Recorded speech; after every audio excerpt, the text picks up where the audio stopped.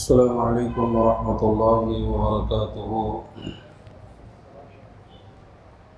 ان الحمد للہ نحمده ونستعینه ونستغفره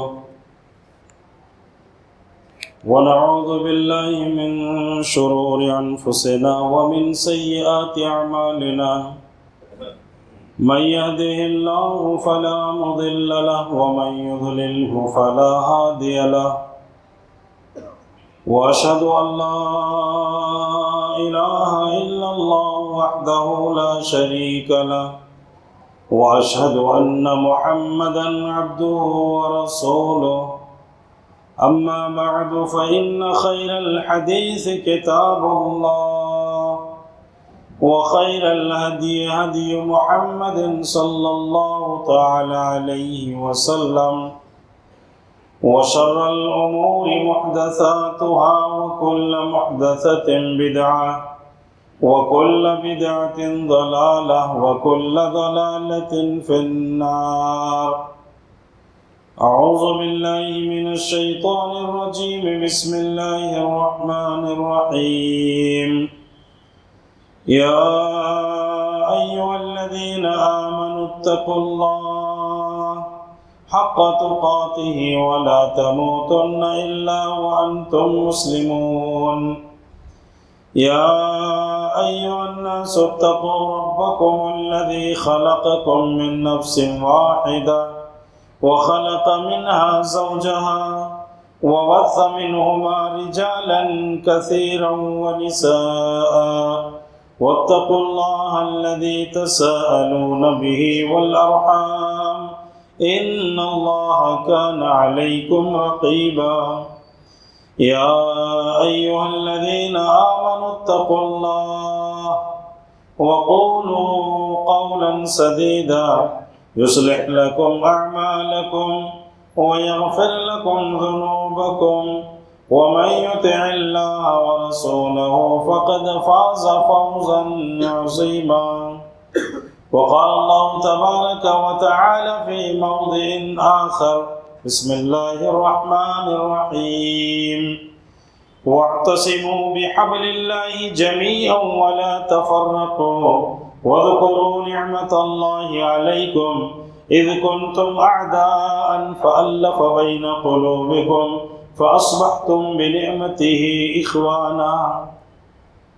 معزز سامعین، خواتین اسلام، سب سے پہلے ہم اللہ رب العالمین کی تعریف، توصیف، کبریائی، بڑائی، حمد و ثنا بیان کرتے ہیں، جس اللہ وحدہ لا شریک، خالق کائنات، مالک ارض و سما نے ہم تمام بنی نوع انسان کو اس دار فانی کے اندر پیدا کیا، ہماری رشد و ہدایت کے لیے انبیاء کرام کو مبعوث فرمایا، بے شمار نعمتوں سے نوازا، امت محمدیہ کا شرف بخشا، اسلام جیسی نعمت سے سرفراز کیا۔ ساری تعریفیں اسی اللہ وحدہ لا شریک کے لیے لائق و سزاوار ہے۔ اس کے بعد درود و سلام نازل ہو اللہ رب العالمین کے بھیجے ہوئے ان تمام پاک صفت انبیاء کرام پر جن کو اللہ رب العالمین نے اس کائنات کے اندر نبی اور رسول بنا کر بھیجا۔ خصوصاً درود و سلام نازل ہو ہمارے آخری نبی احمد مجتبیٰ محمد مصطفیٰ جناب عربی محمد الرسول اللہ صلی اللہ تعالی علیہ وسلم پر، جو اس کائنات کے آخری رسول، آخری پیغمبر، سید الانبیاء، خاتم المرسلین اور رحمت للعالمین بنا کر مبعوث کیے گئے صلی اللہ تعالی علیہ وسلم۔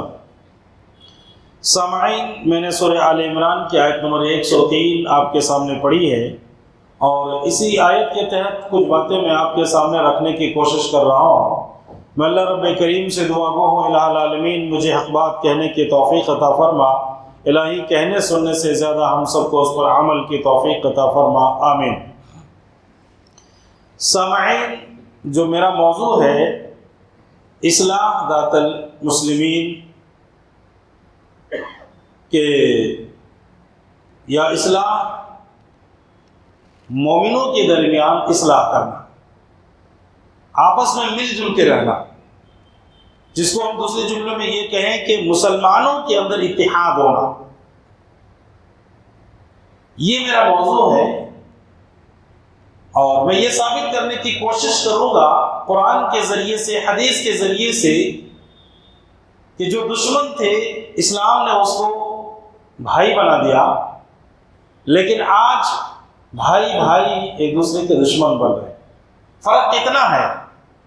اللہ فرماتا ہے وَاعْتَصِمُوا بِحَبْلِ اللَّهِ جَمِيعًا، تم سب مل کر اللہ کی رسی کو مضبوطی سے تھام لو، وَلَا تَفَرَّقُوا، اختلاف نہ کرو، فرقوں میں نہ بٹو، گروہ میں نہ بٹو، ٹولیوں میں نہ بٹو، الگ الگ جماعتوں نہ بٹو۔ وَاذْكُرُوا نِعْمَةَ اللَّهِ عَلَيْكُمْ إِذْ كُنْتُمْ أَعْدَاءً، اور یاد کرو اس وقت کو جب تم ایک دوسرے کے دشمن تھے، فَأَلَّفَ بَيْنَ قُلُوبِكُمْ، تو اللہ نے تمہارے دلوں میں الفت ڈال دی، محبت ڈال دی۔ اللہ کہہ رہا ہے کہ جب تک تم مسلمان نہیں تھے، ایمان نہیں لائے تھے، تمہارے درمیان دشمنی تھی، عداوت تھی، بغض تھی، نفرت تھی، حسد کرتے تھے تم ایک دوسرے سے، ایک دوسرے کو دیکھنے کو تم پسند نہیں کرتے تھے، ایک دوسرے کے آمنے سامنے ہونے کو تم نہ پسند کرتے تھے۔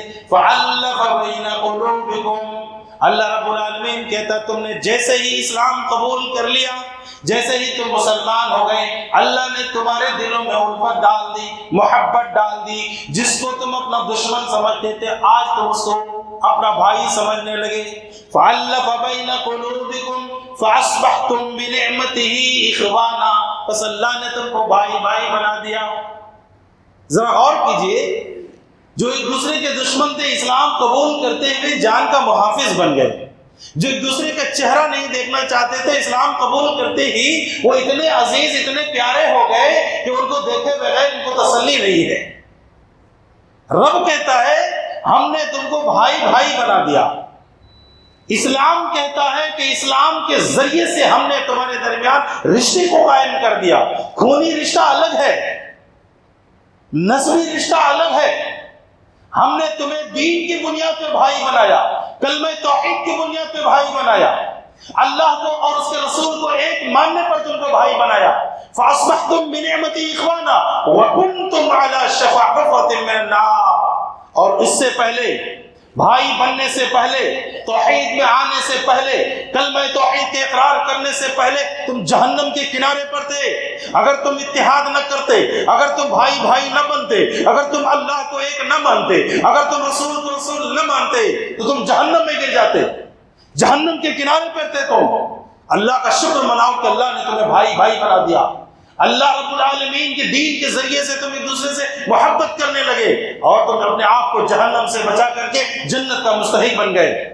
سوال پیدا ہوتا ہے جو دشمن تھے وہ اسلام کی وجہ سے بھائی بن گئے، جو دشمن تھے اسلام کی وجہ سے دوست بن گئے، جو دشمن تھے اسلام کی وجہ سے ایک دوسرے کے ہمدرد اور غمگسار بن گئے۔ لیکن سوال پیدا ہوتا ہے آج ہم مسلمان ہیں، کلمہ توحید کا ماننے والے ہیں، ایک رسول کے ماننے والے ہیں، ایک قرآن کے ماننے والے ہیں، مسجدوں میں جب آتے ہیں تو ایک ہی صف میں کھڑے ہو کر کے نماز پڑھتے ہیں۔ کسی شاعر نے کہا تھا کہ سارے کے سارے لوگ ایک ہی صف میں کھڑے ہو گئے، نہ کوئی بندہ رہا نہ کوئی بندہ نواز۔ جب اسلام ہمیں ایک کرنا چاہتا ہے، جب اللہ ہمیں بھائی بنا رہا ہے، جب اسلام کہتا ہے تم ایک دوسرے کے دکھ درد میں شریک رہو، پھر آج ہم الگ الگ کیوں ہیں؟ کیوں ہم ایک دوسرے کو اپنا دشمن سمجھتے ہیں؟ کیوں ایک مسلمان سے ہم نفرت کرتے ہیں؟ کیوں ایک مسلمان سے دشمنی کرتے ہیں؟ کیوں ایک مسلمان کو دیکھنا ہم پسند نہیں کرتے؟ آخر وجہ کیا ہے؟ کیا ہم قرآن کی مخالفت نہیں کر رہے، حدیث کی مخالفت نہیں کر رہے؟ پھر آپ کیسے مسلمان، پھر ہم کیسے مسلمان، ہم کیسا دعویٰ کرتے ہیں کہ قرآن کے ماننے والے ہیں، رسول کے ماننے والے ہیں؟ کہاں گیا ہمارا دعویٰ؟ قرآن کہتا فَأَصْبَحْتُمْ بِنِعْمَتِهِ إِخْوَانًا، ہم نے تم کو بھائی بنایا، پھر تم دشمنی کیوں پیدا کرتے ہو؟ دشمن دوست ہو رہے ہیں اور تم دوست دشمن بن رہے ہو۔ جو لوگ دشمن تھے وہ آ کر کے مل رہے ہیں، اپنے قاتلوں کو بھی معاف کرنے کو تیار تھے۔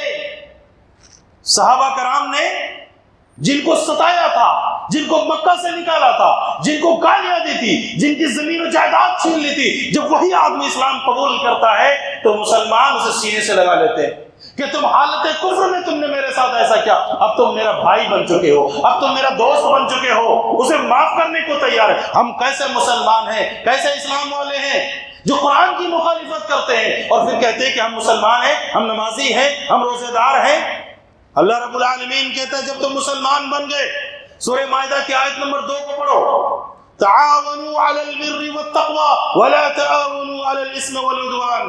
اے ایمان والو، جب تم بھائی بن چکے تو ہر نیکی کے کام میں ایک دوسرے کی مدد کرو اور گناہ اور نافرمانی کے کاموں میں مدد نہ کرو. پوری دنیا کا کوئی بھی مسلمان اگر نیکی کا کام کرتا ہے بغیر کسی تفریق کے، بغیر کسی نسلی، مذہب اور کسی اور چیز کو سامنے رکھ کر کے، آپ دیکھو کہ وہ اسلام کا کام کر رہا ہے، وہ دین کا کام کر رہا ہے. تعاونوا علی البر والتقوی، نیکی کا کام کر رہا ہے، آپ اس کی مدد کرو. اس کی حیثیت نہ دیکھو، اس کے مقام نہ دیکھو، اس کا نسب نہ دیکھو، اس کا خاندان نہ دیکھو، اس کی رشتہ داری کو نہ دیکھو. رب کہتا ہے اگر تم بھائی ہو، اللہ کے ماننے والے ہو، تعاونوا علی البر والتقوی، نیکی کے کام میں تم اس کی مدد کرو. ولا تعاونوا علی الاثم والعدوان، اور گناہ کا کام کوئی بھی کرتا ہو، چاہے میرا بھائی کرے، میرا باپ کرے، میرا بیٹا کرے، میرا دوست کرے، اس کی مدد نہ کرو. قرآن ہمیں یہ پیغام دیتا ہے. ہم اپنے آپ کو مسلمان بھی کہتے ہیں اور کرتے کیا ہیں؟ وہ کام جو قرآن ہمیں اجازت نہیں دیتا. جب مسلمان ہیں، بھائی ہو گئے، آئیے حدیث دیکھتے ہیں. اللہ کے نبی فرماتے ہیں، بخاری شریف کی روایت ہے، جب اسلام نے ہمیں ایک کر دیا، مثل المؤمنین فی توادہم وتراحمہم وتعاطفہم مثل الجسد اذا اشتکى منه عضو تداعى له سائر الجسد بالسہر والحمى. مسلمان، حدیث ذرا غور کیجئے. ہم کہتے ہیں مسلمان ہیں، نبی کی حدیث کی مخالفت ہم نہیں کرتے، نبی کی حدیث کو ہم انکار نہیں کرتے، کوئی مسلمان نہیں کرتے. میرے نبی کہہ رہے مثل المؤمنین فی توادہم، مومنوں کی مثال آپس میں دوستی کرنے میں، ایک دوسرے کے اوپر رحم کرنے میں، ایک جسم کے مانند ہے. ایک جسم کے مانند. ہمارے جسم میں بہت سارے اعضاء ہیں، ہاتھ ہے، پاؤں ہے، کان ہے، ناک ہے، بہت سارے اعضاء ہیں. رب کے رسول کہہ رہے ہیں کہ جتنے بھی مسلمان دنیا میں بستے ہیں سب کا تعلق ایک جسم کے مانند ہے. مثل الجسد، ایک جسم کے مانند، اذا اشتکى منه عضوا تداعى له سائر الجسد بالسہر والحمى، اگر جسم کا کوئی ایک اعضا تکلیف میں ہو، بخار میں ہو، درد میں ہو، تو جسم کا سارا اعضا اس تکلیف اور درد کو محسوس کرتا ہے. کبھی ایسا ہوا ہے کہ میرے ہاتھ میں بہت زیادہ درد ہے اور میری آنکھ آرام سے سو رہی ہے کہ مجھے کیا، تمہارے کو درد ہو رہا تم سمجھو؟ کبھی ایسا ہوا؟ نہیں ہوا. میرے نبی کہتے ہیں مسلمان ہیں نا ہم، توحید والے ہیں نا ہم، اللہ کے ماننے والے ہیں نا ہم، تو پھر اللہ کے نبی کی اس حدیث پہ عمل کیوں نہیں کرتے؟ صرف زبانی دعوے سے کہ میں بھی مسلمان ہوں، مسلمان ہو جائیں گے؟ میرے نبی کہتے ہیں تمہارا تعلق ایک جسم کے مانند ہے. ایک مسلمان پریشان ہے تو تم اس پریشانی کو محسوس کرو، ایک مسلمان مصیبت میں ہے تم اس مصیبت کو محسوس کرو. دنیا کا ایک مسلمان کہیں بھی رہتا ہو، اللہ کے نبی نے کہا وہ تمہارا بھائی ہے. لیکن آج یہ چیز ہمارے اندر نہیں ہے. آج ہم اپنے مسلمان بھائی کو اپنا دشمن سمجھتے ہیں. ہمارے اندر اصلاح نہیں ہے، ہمارے اندر اتحاد نہیں ہے، ہمارے اندر قرآن کو ماننے کی صفت نہیں ہے.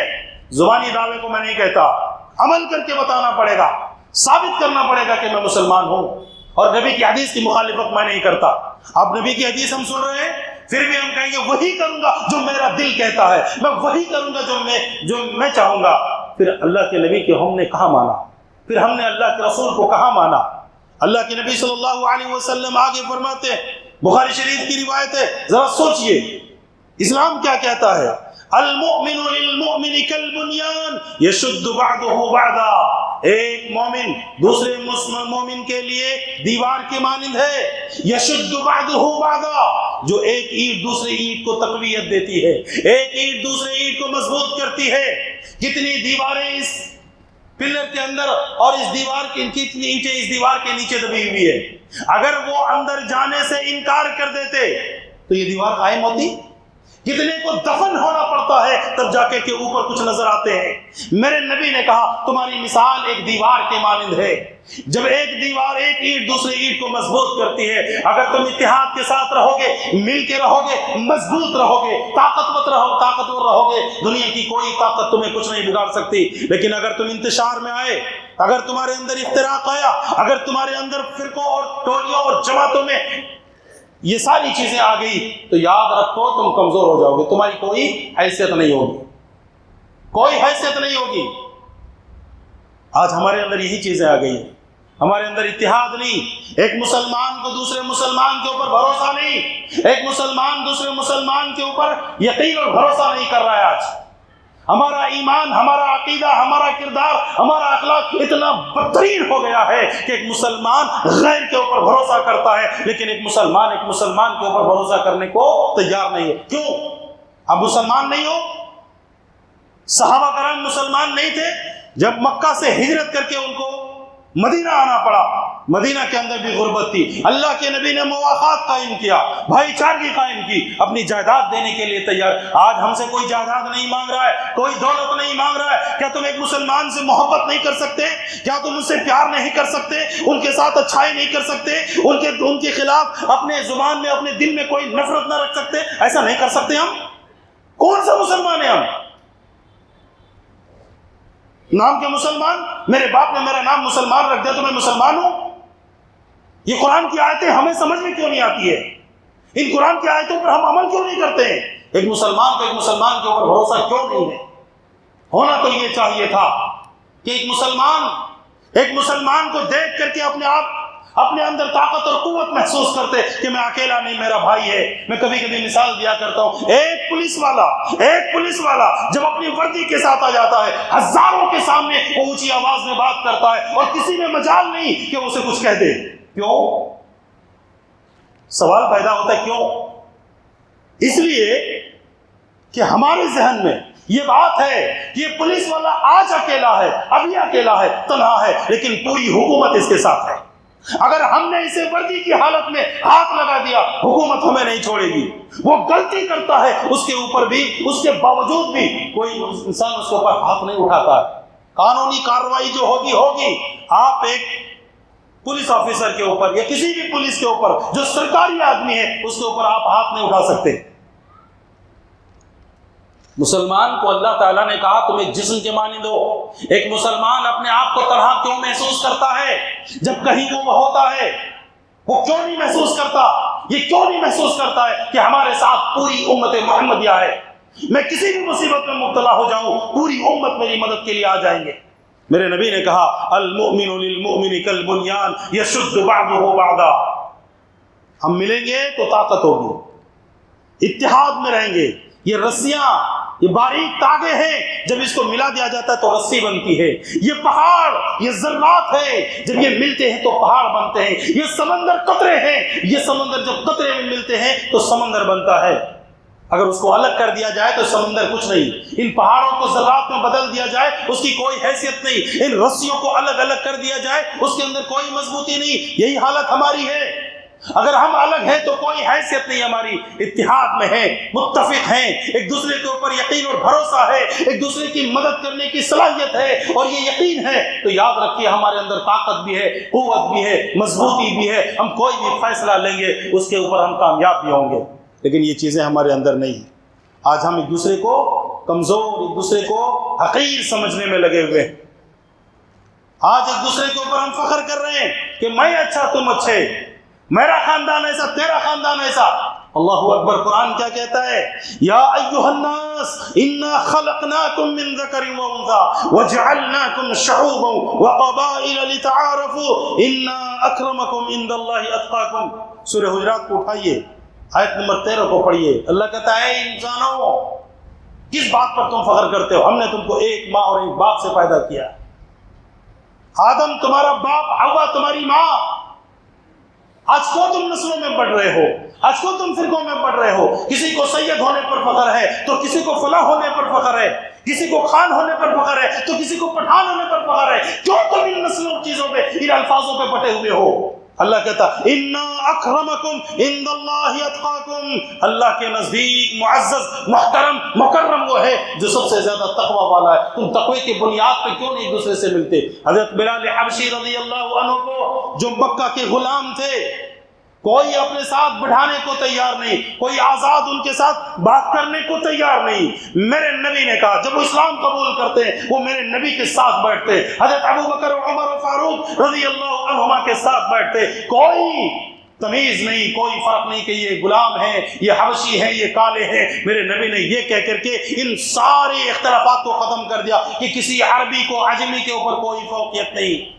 کسی کالے کو کسی گورے کے اوپر، کسی گورے کو کسی کالے کے اوپر کوئی فوقیت نہیں، سب کے سب بھائی ہیں، سب کے سب ایک ہے، متحد بن جاؤ۔ ان اکرمکم عند اللہ اتقاکم، اللہ تعالیٰ نے کہا کہ ہم نے یہ قبیلے، یہ خاندان صرف تمہاری پہچان کے لیے بنایا ہے، فوقیت کے لیے نہیں کہ تم اپنے آپ پر فخر کرو کہ میں اچھا وہ خراب۔ یہی سب چیزوں کی وجہ سے آج مسلمانوں کے اندر اتحاد نہیں ہے، اتفاق نہیں ہے، آج ہمارے اندر کمزوری آ جا رہی ہے۔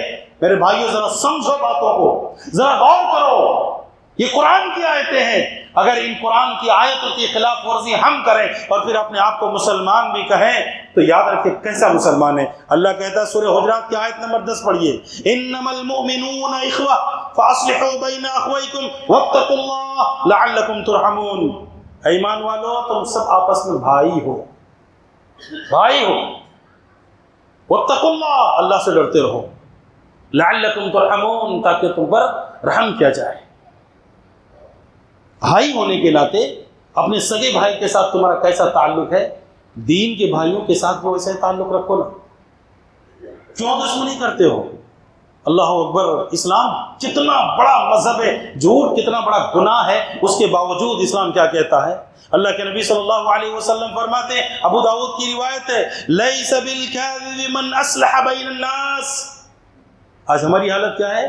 کوئی ملے ہوئے ہیں تو ان کو لڑا دو، ان کو الگ کر دو، ان کے اندر اختلاف پیدا کر دو، جبکہ میرے نبی کہتے اگر ایک مسلمان بھائی کسی سے کسی بنیاد پر اختلاف کر چکا ہے، ان کے درمیان دراڑ پیدا ہو گیا ہے، وہ ایک دوسرے سے بات نہیں کرتے، آپ کی ذمہ داری بنتی ہے، اب آپ کی ذمہ داری بنتی ہے کہ ان دونوں کے درمیان آپ ملاؤ، اور ملانے کے لیے آپ کو جھوٹ بولنا پڑے تو بولو، اللہ آپ کو گناہ نہیں دے گا، گناہ نہیں دے گا آپ کو۔ جو ایک مسلمان کو ملانے کے لیے جھوٹ بولتا ہے تاکہ ان کے درمیان اصلاح ہو جائے، ان کے درمیان کے اختلافات ختم ہو جائے، میرے نبی نے کہا وہ جھوٹا آدمی نہیں ہے، اس کو گناہ نہیں ملے گا۔ لیکن ہمارا رویہ کیا ہے؟ کوئی دو آدمی اچھا ہے، دونوں مل کے ہیں، ہمارے پیٹ میں درد شروع ہو جاتا ہے، یہ دونوں اچھے ہیں، اے تمہارے خلاف تو وہ ایسا بول رہا تھا، یہ تمہارے خلاف ایسا بول رہا تھا، یہ دونوں لڑ جانا۔ اللہ اکبر، کتنی بڑی غلطی، کتنا بڑا گناہ ہم کر بیٹھے ہیں، جبکہ میرے نبی کہتے ہیں، آئیے ایک حدیث دیکھتے ہیں، ابو داؤد کی روایت ہے، اس حدیث کو ذرا سنیے گا، حدیث کو ذرا غور سے سنیے گا۔ اللہ کے نبی فرماتے ہیں، الا اخبرکم بافضل من الصدقۃ والصیام والصلاۃ، کیا میں تمہیں نہ بتا دوں ایسی عبادت کے بارے میں جو نماز سے، روزے سے، صدقہ سے بھی افضل ہو؟ سوچئے گا ذرا، اللہ کے نبی کیا فرما رہے ہیں، الا اخبرکم بافضل من درجۃ الصیام والصدقۃ والصیام، ایک ایسا عمل نہ بتا دوں جو نماز سے بھی افضل ہے، جو روزے سے بھی افضل ہے، جو صدقے سے بھی افضل ہے؟ صحابہ نے کہا اللہ کے نبی ضرور بتائیے، قالوا بلا یا رسول اللہ، اللہ کے نبی ایک عمل جو نماز سے بھی افضل ہو، روزے سے بھی افضل ہو، صدقات سے بھی افضل ہو، ضرور بتائیے۔ اللہ کے نبی فرماتے ہیں، اصلاح ذات البین وافساد ذات البین، لوگوں کے درمیان اصلاح کرنا، لوگوں کے درمیان اتحاد پیدا کرنا، لوگوں کے لڑائی جھگڑے کو ختم کر کے اسے ملانے کی کوشش کرنا، میرے نبی کہتے ہیں یہ نماز سے بھی افضل ہے، یہ روزے سے بھی افضل ہے، یہ صدقات سے بھی افضل ہے۔ الا وہی الحالقہ، اور اگر کوئی ایسا کام نہیں کرتا ہے بلکہ ملانے کے بجائے لڑائی کا کام کرتا ہے، فساد کا کام کرتا ہے، میرے نبی کہتے ہیں اس کے لیے ہلاکت ہے۔ نفلی نماز، نفلی روزے، نفلی صدقہ، ان چیزوں سے بہتر ایک دوسرے کو ملانا۔ ہماری نمازیں سجدے پہ سجدے ہو رہی ہے، نوافل پہ نوافل پڑھ رہا ہوں، تہجد بھی گزار ہوں، لیکن معاملات انسانوں کے معاملے میں ہمارے کیسے ہیں؟ اگر ہمارے معاملات انسانوں کے معاملے میں خراب ہے تو اللہ کے نزدیک ہم اچھے انسان نہیں ہیں، ہم اللہ کو راضی نہیں کر سکتے۔ یہ افضل ہے دو لوگوں کو ملانا۔ آج یہ چیزیں ہیں ہمارے اندر؟ سوچئے، اپنے آپ سے پوچھئے، ہر آدمی اپنے آپ کے بارے میں جانتا ہے کہ میں ملانے کا کام کرتا ہوں یا لڑانے کا کام کرتا ہوں، لوگوں کی غلطیوں کو لوگوں کے سامنے بیان کرنے کا کام کرتا ہوں یا اسے چھپانے کا کام کرتا ہوں۔ نماز، روزے، صدقے سے افضل قرار دیا میرے نبی نے۔ اس کو سمجھ میں کیوں نہیں آتی ہم لوگ کو؟ یہ نہیں سمجھ میں آتا مجھے۔ آئیے اللہ کے نبی کی حدیث دیکھتے ہیں، ابو داؤد کی روایت ہے۔ کیا کہتا ہے اللہ کے نبی؟ اللہ کے نبی کہتے ہیں المؤمن مرآۃ المؤمن، ایک مومن دوسرے مومن کے لیے آئینہ ہے۔ حدیث، ایک مومن دوسرے مومن کا آئینہ ہے۔ کیا سمجھے؟ کیا مطلب ہوا آئینے کا؟ اب میں آپ کو اس کا مطلب سمجھا رہا ہوں۔ ایک آئینے کے سامنے جب آپ کھڑے ہو جائیں گے تو آئینہ آپ کو وہی بتائے گا جو آپ کے اندر ہے۔ آپ کے چہرے میں داغ ہے تو بتائے گا، نہیں ہے تو نہیں بتائے گا، جتنا ہے اتنا ہی بتائے گا، بڑھا کے نہیں بتائے گا۔ جو چیز آپ کے چہرے آپ کے جسم میں ہے آئینہ وہی بتائے گا، نہ بڑھا کے بتائے گا نہ گھٹا کے بتائے گا۔ اور دوسری چیز، جب آپ آئینے سے ہٹ جائیں گے تو آئینہ نہیں بتائے گا۔ جب تک آپ آئینے کے سامنے ہیں تب تک آئینہ بتائے گا، آئینہ سے تھوڑا سے ہٹ جائیے آپ، آئینہ آپ کو نہیں بتائے گا کہ آپ کے چہرے میں کیا ہے۔ اللہ کے نبی نے فرمایا المؤمن مرآۃ المؤمن، ایک مومن دوسرے مومن کے لیے آئینہ ہے۔ مطلب یہ کہ کسی کے اندر اگر غلطی ہے تو آپ چہرے میں بولیں گے، سامنے بولیں گے، ان کو کنارے لائیے، ان کو بولیے بھائی آپ کے اندر یہ غلطی ہے، یہ خامی ہے، یہ نقص ہے، اس کو دور کر لیجئے۔ جب آپ ہٹ جائیں گے تو وہ آپ کے بارے میں بات نہیں کرے گا، کیونکہ آئینہ تب تک بولتا ہے جب تک ہم اس کے سامنے ہوتے ہیں، جب ہٹ جاتے ہیں تو آئینہ کچھ نہیں بتاتا ہم کو، اور اتنا ہی بتاتا ہے جتنا ہے۔ ہم جب نصیحت کریں گے تو کہیں گے بھائی آپ کے اندر یہ چیز ہے، اسے بڑھا کر کے نہیں بولیں گے، اسے گھٹا کر کے بھی نہیں بولیں گے۔ یہ بات سمجھ میں آ رہی ہے ہم کو؟ جب آپ ایک مومن کے لیے میرا آئینہ ہے آپ، تو مجھے سامنے آپ بتائیے، میں آپ کا آئینہ ہوں تو میں آپ کو سامنے بتاؤں۔ جب آپ نہیں رہیں گے تو مجھے آپ کے بارے میں بات کرنے کا حق نہیں ہے، پھر میں آپ کا آئینہ نہیں ہوں، میں آپ کا دشمن ہوں۔ میں آپ کا دشمن ہوں جو آپ کے پیٹھ پیچھے آپ کی برائی بیان کرتا ہوں۔ میں آپ کا دوست ہو ہی نہیں سکتا جو آپ کی برائی، آپ کی خامیوں، آپ کی غلطیوں کو میں کسی اور کے سامنے بیان کروں، تاکہ اس کے درمیان بھی اختلاف ہو جائے، تاکہ ان کے نظروں میں آپ گر جائیں، تاکہ ان کے نظروں میں آپ کی کوئی عزت نہ رہے۔ رب کہتا ہے انما المؤمنون اخوہ، تم بھائی ہو، تم ملانے کے کام کرنا چاہیے تھا تم کو، تم یہ لڑانے کا کام کیوں کر رہے ہو؟ اتحاد کیوں نہیں ہے آپ کے اندر؟ کچھ لوگ اچھی چیزوں کا بھی سہارا لیتے ہیں لوگوں کے درمیان اختلاف پیدا کرنے کے لیے۔ سورہ توبہ کو آپ اٹھائیے، آیت نمبر 107 پڑھیے۔ منافقین نے ایک مسجد بنائی تھی، مسجد زرار جس کو اللہ نے کہا ہے، والذین اتخذوا مسجدا ضرارا وکفرا وتفریقا بین المؤمنین۔ ایک مسجد بنائی مسجد مدینہ کے اندر، اللہ کے نبی غزوہ تبوک کے لیے جا رہے تھے، مسجد تیار ہو گئی بن کر کے، منافقین آئے، اللہ کے نبی ہم نے ایک مسجد بنائی ہے، کیونکہ جو بوڑھے ہیں، کمزور ہیں، بیمار ہیں، وہ مسجد نبوی نہیں آ پاتے ہیں، تو آپ ایک کام کیجئے، آپ ہمارے اس مسجد میں نماز پڑھ دیجئے برکت کے لیے۔ اللہ کے نبی کہہ رہے ہیں میں ابھی غزوہ تبوک کے لیے نکل رہا ہوں، میں واپس آؤں گا تو نماز پڑھوں گا۔ جب آپ واپس آئے اس سے پہلے اللہ نے آپ کے اوپر یہ آیت نازل کر دی کہ ان لوگوں نے مسجد بھی بنائی ہے تو عبادت کے لیے نہیں، تفریقا بین المؤمنین، مومنوں کے درمیان جدائی پیدا کرنے کے لیے۔ یہ کمین گاہ ہے، یہ دشمنوں کو پناہ دینے کے لیے، مسلمانوں کے اندر اتحاد کو ختم کرنے کے لیے اس نے یہ مسجد بنائی ہے۔ یہ مسجد زرار ہے، اس میں آپ نماز نہیں پڑھیں گے۔ اللہ کے نبی مدینہ داخل ہونے سے پہلے دو صحابہ کو بھیجا اور کہا جاؤ مدینہ میں داخل ہونے سے پہلے اس مسجد کو جا کے گرا دو اور اسے آگ لگا دو۔ جس مسجد کو کمین گاہ بنایا گیا ہو، جس مسجد میں مسلمانوں کے اتحاد کو توڑنے کا ذریعہ بنایا گیا ہو، محدثین کہتے ہیں وہ مسجد زرار ہے، وہاں نماز نہیں پڑھنی چاہیے۔ میرے نبی نے اس مسجد کو گروا دیا، اس کو آگ لگا کر کے جلا کر کے راکھ کر دیا۔ تو کچھ لوگ لوگوں کے درمیان اختلاف پیدا کرنے کے لیے کسی اچھی چیز کا سہارا بھی لیتے ہیں، اسے اپنا ذریعہ بناتے ہیں کہ اس کے ذریعے سے ہم مسلمانوں کے درمیان اختلاف پیدا کر دیں، ان کے درمیان پھوٹ پیدا کر دیں۔ لوگوں کو سمجھنے کی کوشش کیجیے، آپ لوگوں کو پہچاننے کی کوشش کیجیے، اور اگر آپ مسلمان ہیں، مومن ہیں، تو ان چیزوں سے آپ دور رہیے، اللہ کی ان آیتوں پر یقین رکھیے، بھروسہ رکھیے، اور غلط کاموں سے اپنے آپ کو دور رکھیے، بھائی بھائی بن کے رہیے، اس سے فائدہ ہے، اتحاد میں فائدہ ہے، طاقت ہے، قوت ہے، مضبوطی ہے۔ اختلاف میں سوائے نقصان کا کچھ بھی حاصل ہونے والا نہیں ہے۔ میں اللہ رب العالمین سے دعا کرتا ہوں، الہ العالمین ہم تمام مسلمانوں کو کتاب اللہ اور سنت رسول پہ چلنے کی توفیق عطا فرما۔ الہ العالمین ہم تمام مسلمانوں کو ایک اور نیک بننے کی توفیق عطا فرما۔ الہ العالمین ہمارے دلوں میں اتحاد اور اتفاق پیدا فرما۔ الہ العالمین ہمیں صحیح معنوں میں ایک دوسرے کا مسلمان بھائی بننے کی توفیق عطا فرما۔ الہی جب تک دنیا میں زندہ رکھ، ایمان و اسلام پہ زندہ رکھ، جب خاتمہ فرما ایمان بالخیر خاتمہ فرما۔ وآخر دعوانا ان الحمد للہ رب العالمین۔